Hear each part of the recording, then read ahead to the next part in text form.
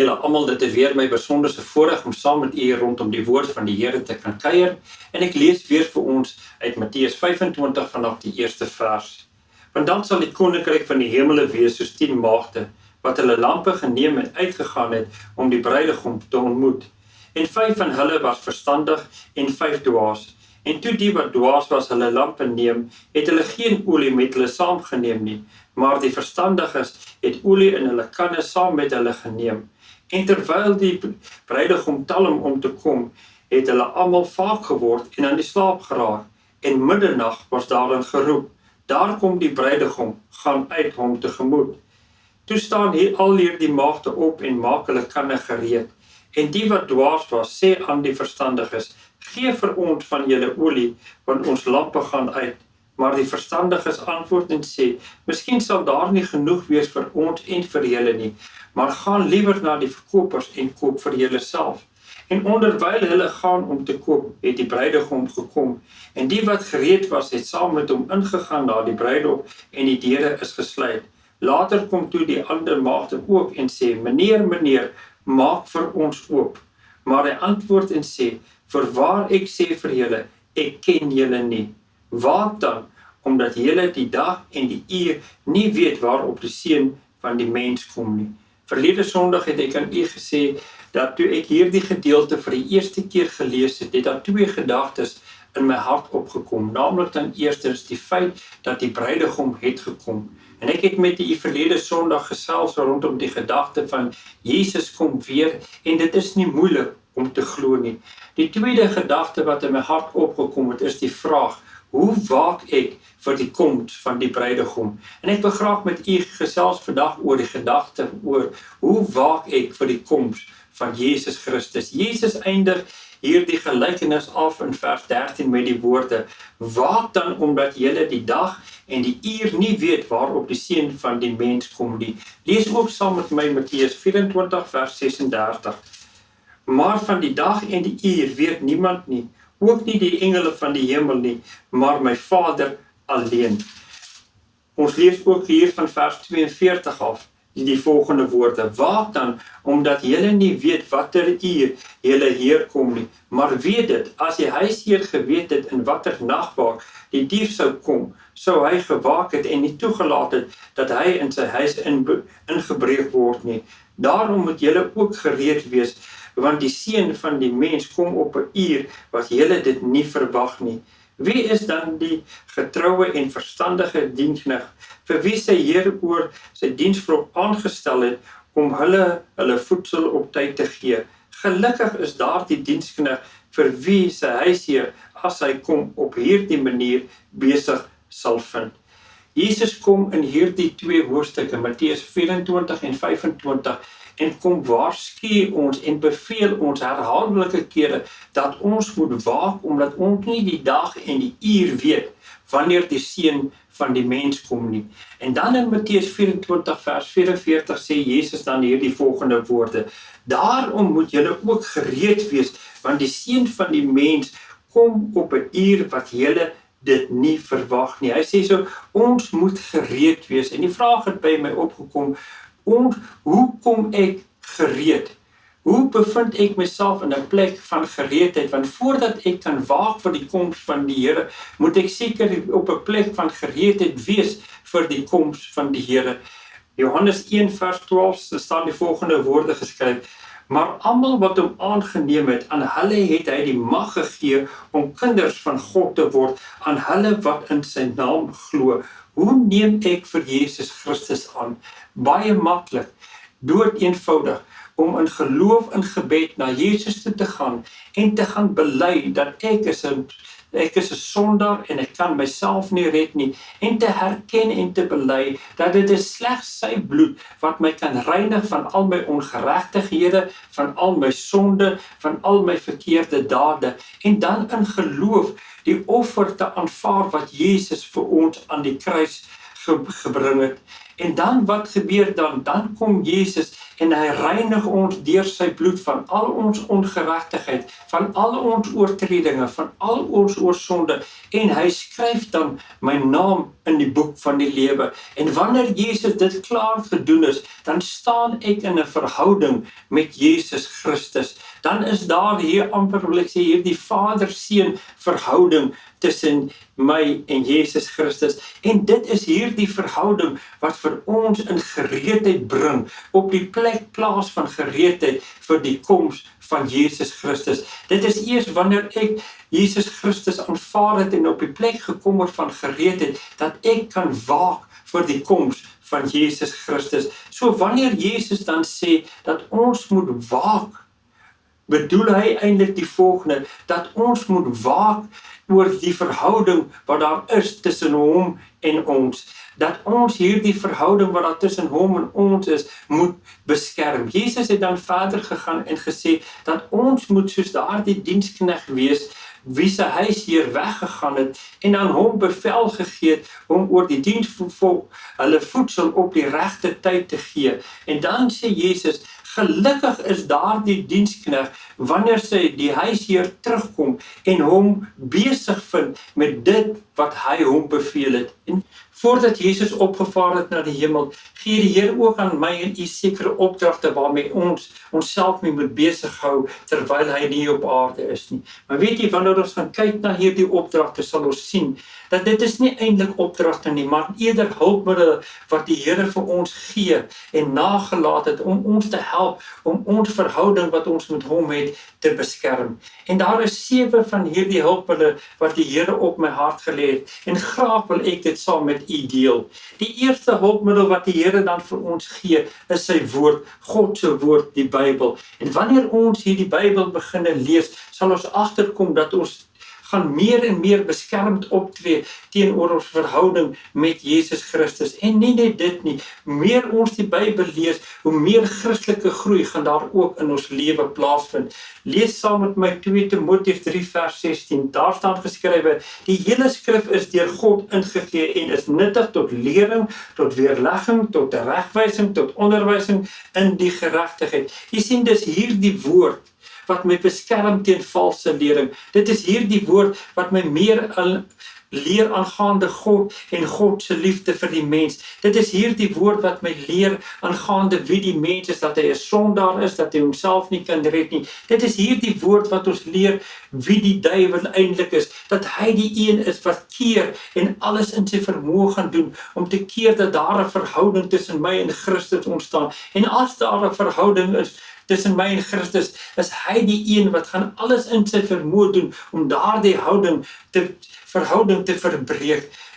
Hierdie woord leer my ook God se standaarde en orde, en dit gaan my ook dan help om volgens daardie standaarde en orde te leef. En hoe meer en meer ek na God se standaarde en orde leef, hoe meer in 'n intieme verhouding gaan ek met God gaan staan. Psalm 119 vers 105 sê, u woord is 'n lamp vir my voete en 'n lig vir my pad. Jy sien, hierdie woord gaan my help om my verhouding met Christus te beskerm. Kom ek verduidelik, gee vir u 'n voorbeeld. Ek verduidelik dit vir u so.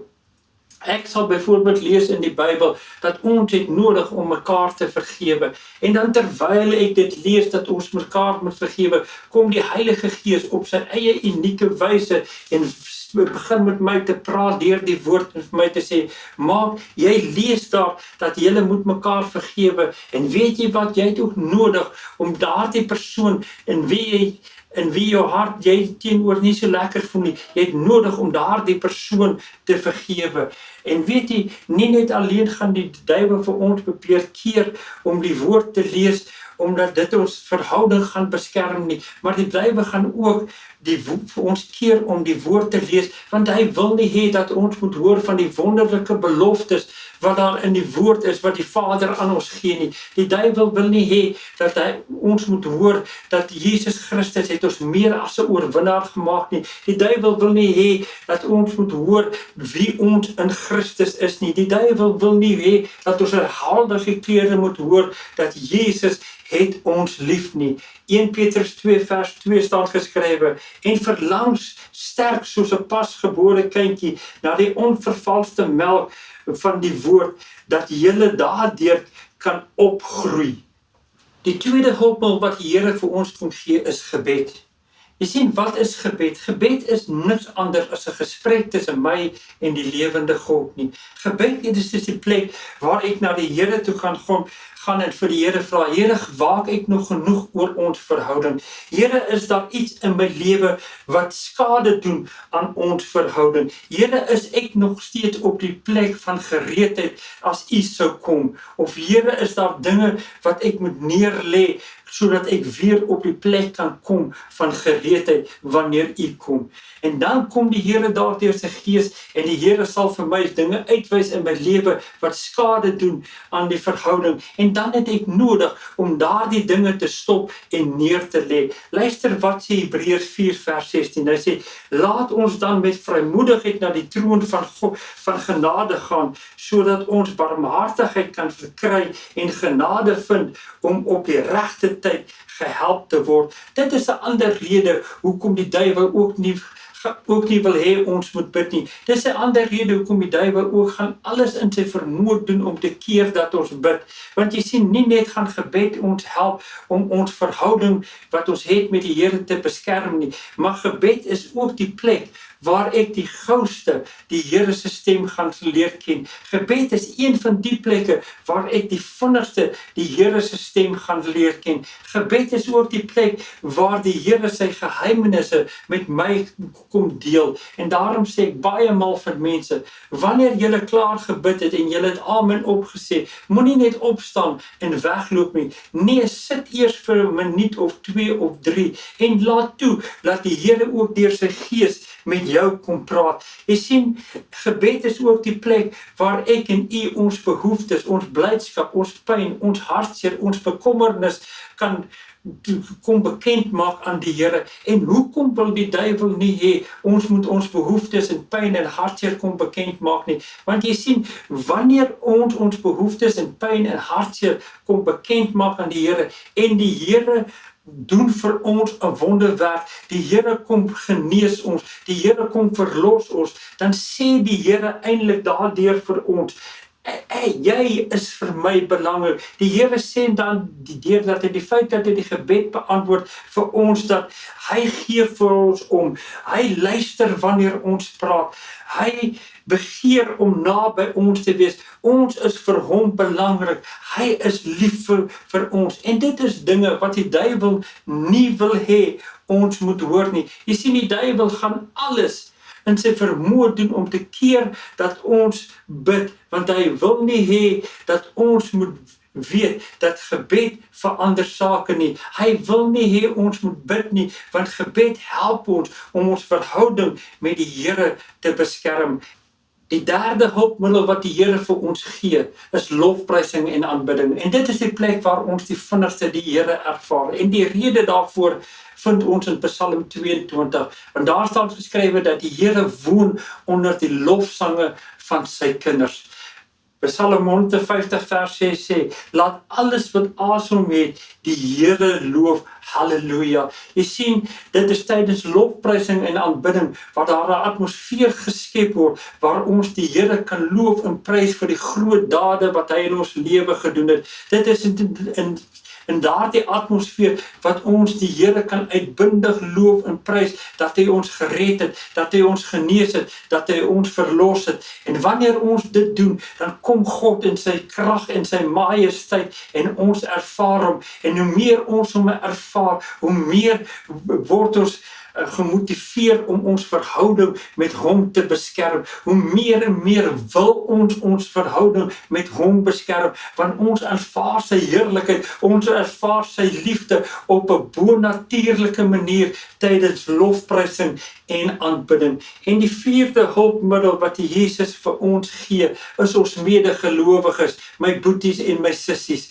Jy sien, wanneer ek in 'n verkeerde rigting inbeweeg, of ek raak met verkeerde dinge betrokke, is dit partymal my boeties en sissies wat na my toe kom en vir my sê, Mark, jy moet versigtig wees, die rigting waarin jy in beweeg nou, ek is oortuig daarvan, dit gaan skade doen aan jou verhouding met die Here. Of hulle sal na my toe kom en sê, Mark, hierdie dinge waarmee jy betrokke doen, is nie goed nie. Hierdie dinge waarmee jy betrokke is, gaan maak dat jou verhouding met die Here verbreek gaan word. En daarom sal ons sien uit die skrif uit, dat ons as mens was nooit bestem om alleen te wees nie. Ons het mekaar nodig. My boeties en my sissies rondom my wat die Here vir my gegee het, help my om my verhouding met die Here te beskerm. Galasiërs 6 vers 2 sê, dra mekaar se laste en vervul so die wet van Christus.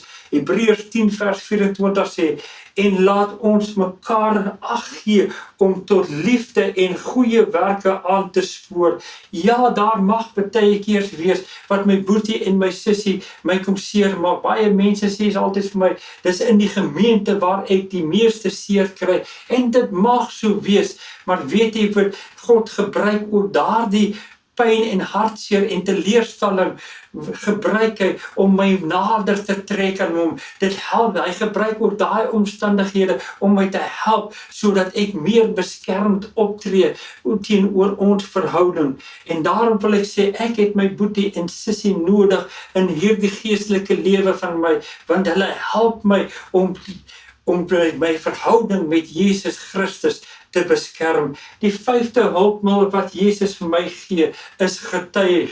Hy sê, ek moet gaan getuig van die groot dade wat hy gedoen het. Ek moet gaan getuig hoe hy my gered het. Hoe help getuienis my? Weet jy, eerstens moet ons weet, ons woorde bind ons. Ons woorde maak ons vas. En wanneer ek dan getuig, dan maak my woorde my vas aan Christus. My woorde maak my vas aan die Godse orde en standaarde. Dit forceer my, dit dwing my om daarvolgens te leef. En my getuienis herinner my ook van waar ek kom, hoe God my gered het. Dit herinner my aan die groot dinge wat God in my lewe gedoen het. En dit motiveer my al hoe meer en meer om my verhouding wat ek met Christus het te beskerm. Dit motiveer my om my verhouding wat ek met Christus het daaroor te waak. En dan wil ek vir jy sê, luister net wat se wonderlike ding gebeur wanneer ek hier op aarde van Jesus Christus getuig. In Matteus 10 vers 32 is Jesus self aan die woord. Hy sê, elkeen dan wat my bely voor die mens, hom sal ek dan voor my Vader wat in die hemel is bely. Dink daaraan elke keer wanneer ek getuig van Jesus, elke keer wanneer ek bely dat Jesus is Heer en God en daar is niemand soos hy. Wanneer ek bely dat hy het my gered, hy het my verlos, dan word my naam voor die Vader genoem, dan word my naam in die hemel genoem. Ek wil vir jy sê, dit sê vir my, die engele en die Vader ken my naam, want wanneer ek by Christus kom en ek bely sy naam, dan bely hy my naam in die hemel. En laastens wil ek sê, wanneer ek getuig, dan skep dit by my 'n sekerheid oor my redding. En dan die 6de hulpmiddel wat die Here vir ons gee, is die nagmaaltafel. Paulus sê, wanneer ons na die nagmaaltafel toe kom, moet ons eers onsself ondersoek. Ons moet introspeksie hê. En daarom is die nagmaaltafel so belangrik dat vir die Christen, want wanneer ons kom om die Here te herdenk daardeur, dan sit ek eers self en kyk na my lewe, ek kyk waar staan my verhouding met Christus, en daarom is die nagmaaltafel vir ons gegee om ons te help om ons verhouding met Jesus Christus te beskerm. En dan die 7de en laaste hulpmiddel wat die Here vir ons gee, is die gemeente. Want jy sien, die gemeente skep 'n gebied, skep 'n area, skep vir my 'n geleentheid waar ek betrokke kan raak by die dinge en by die werk van die Here. En hoekom is dit so belangrik vir ons? Want dit gee vir ons 'n gevoel van ons is waardig. Dit gee vir ons 'n gevoel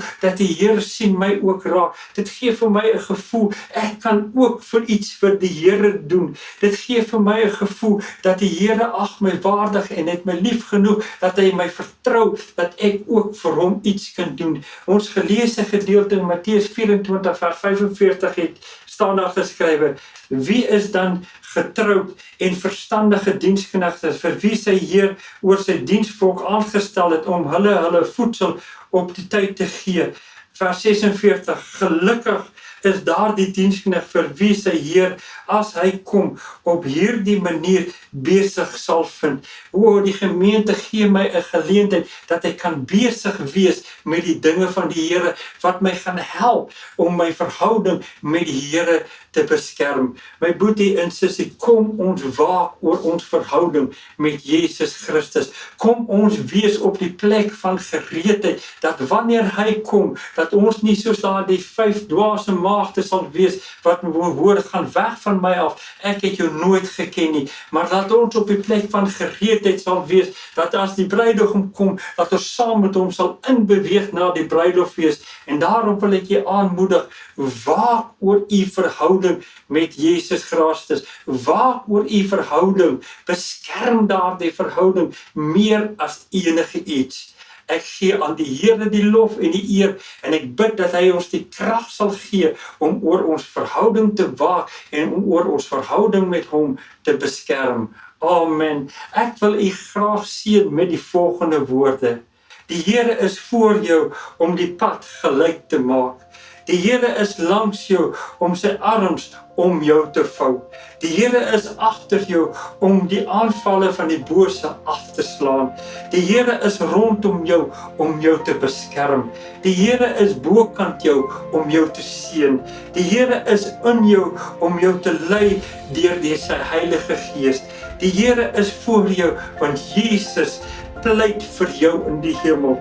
Die drie-enige God is by jou van voor jou geboorte af tot in alle ewigheid. Mag jy geseënd wees in die naam van die Vader, die Seun en die Heilige Gees en mag jy 'n geseënde week hê hierdie week in Jesus naam. Amen.